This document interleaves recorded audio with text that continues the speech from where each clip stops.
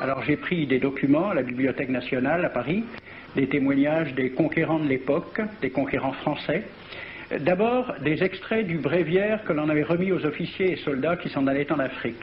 Cela s'appelait « Aperçu historique, statistique et topographique sur l'état d'Alger ». Voici quelques-uns de ces extraits. Ces contrées sont des terres vacantes, abandonnées aux mauvaises herbes par la paresse et l'indolence des morts. Les femmes du pays sont livrées par la paresse des Arabes, qui passent toute leur vie à fumer, à la turpitude de mœurs extrêmement relâchées. Elles n'ont pas de religion. Beaucoup doutent qu'elles aient une âme immortelle et croient qu'elles ne sont faites que pour la reproduction. Le climat aidant, les femmes sont nécessairement disposées au plaisir. Alors, allez-y, des terres vacantes et des femmes consentantes qui n'attendent que les soldats français.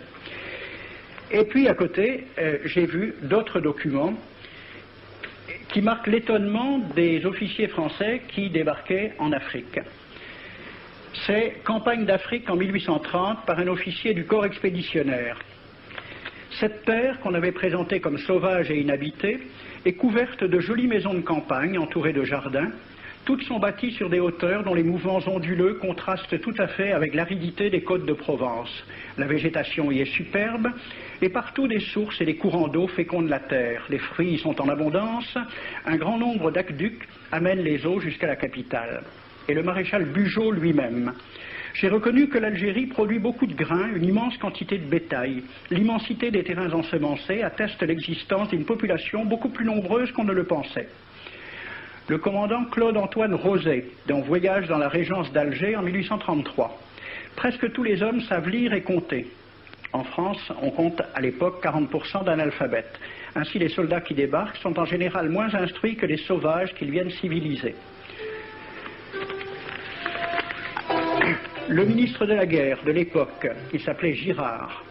Il faut se résigner à refouler au loin, à exterminer même la population indigène. Le ravage, l'incendie, la ruine de l'agriculture sont peut-être les seuls moyens d'établir solidement notre domination. Savary, duc de Rovigo, apportez des têtes, bouchez les conduites d'eau avec la tête du premier bédouin que vous rencontrerez, au nom bien sûr de la civilisation. Christian, dans l'Afrique française, un détachement de l'armée parti d'Alger surprend la tribu désarmée des Olifia et massacre sur le champ tous les hommes, femmes, enfants, sans distinction. On parlera de 12 000 morts.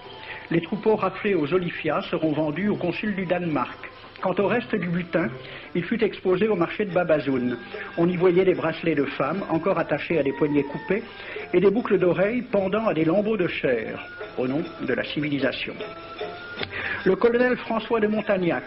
Selon moi, toutes les populations qui n'acceptent pas nos conditions doivent être rasées. Tout doit être pris, saccagé, sans distinction d'âge et de sexe. L'herbe ne doit plus pousser là où l'armée française a mis le pied. Saint-Arnaud, il était commandant et c'était aussi un mari très attentionné. Il écrit à sa femme « Chère Louise, je suis bivouaqué par une chaleur de 40 degrés au milieu de 20 villages superbes qui ne se sont jamais bien soumis. Je leur ai donné jusqu'à ce soir pour payer les impôts et les amendes que je leur inflige. S'ils ne s'exécutent pas, j'enverrai 3 colonnes brûler tout. » En juin 1845, la tribu des Ouled Riha, chassée de ses douars par les détachements incendiaires du colonel Pélissier, se réfugie dans des grottes de montagne. Ordre du maréchal Bugeaud. Si ces gredins se retirent dans leurs cavernes, imitez Cavaignac aux Béha, fumez-les à outrance comme des renards. Voici le récit d'un témoin, français bien sûr. Voir au milieu de la nuit, à la faveur de la lune, un corps de troupes françaises occupé à entretenir un feu infernal. Entendre les sourds gémissements des hommes, des femmes, des enfants et des animaux, le craquement des rochers calcinés s'écroulant. Le matin, quand on chercha à dégager l'entrée des cavernes, gisaient des bœufs, des ânes, des moutons. Parmi les animaux, entassés sous eux, on trouvait des hommes, des femmes, des enfants. J'ai vu un homme mort, le genou à terre, la main crispée sur la corne d'un bœuf. Devant lui était une femme tenant son enfant dans ses bras. Cet homme avait été asphyxié au moment où il cherchait à préserver sa famille de la rage de cet animal. On a compté 760 cadavres. Le 8 mai 1845, Saint-Arnaud découvre 500 Algériens qui s'abritent dans une grotte entre Ténès et Mostaganem. Saint-Arnaud ordonne à ses soldats de les emmurer vivants. Il écrit « Je fais boucher hermétiquement toutes les issues et je fais un vaste cimetière. La terre couvrira à jamais les cadavres de ces fanatiques. » C'est à peu près ce qu'ont dit les Allemands en massacrant le village d'Oradour-sur-Glane. Montagnac, toujours lui, le colonel. Voilà comment il faut faire la guerre aux Arabes. Tuer tous les hommes jusqu'à l'âge de 15 ans. Prendre toutes les femmes et les enfants. Vous me demandez ce que nous faisons des femmes que nous prenons? On en garde quelques-unes comme otages. Les autres sont échangées contre des chevaux et le reste est vendu à l'enchère comme bête de somme. Toujours au nom de la civilisation. Nous rapportons un plein baril d'oreilles récolté pair à pair sur les prisonniers. Il contient même celle d'un de nos 58 gendarmes morts de maladie. 2 pièces de 100 sous ne sont pas à dédaigner. Le maréchal Soult, ministre de la guerre, répondant à des questions à la Chambre des députés. En Europe, un tel acte serait horrible et détestable. En Afrique, c'est la guerre même.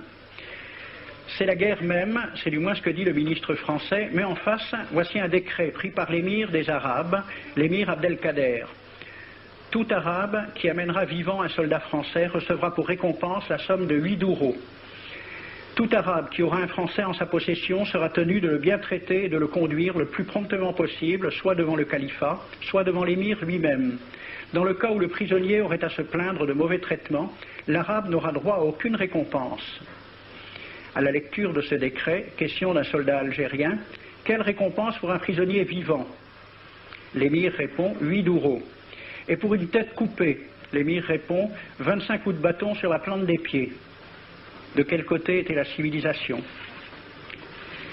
J'ai donc fait ce film avec les citations et des dessins et gravures qui étaient à la Bibliothèque nationale à Paris, et j'ai proposé le film à la Ligue de l'enseignement pour qu'il soit projeté dans les lycées et collèges de France et de Navarre.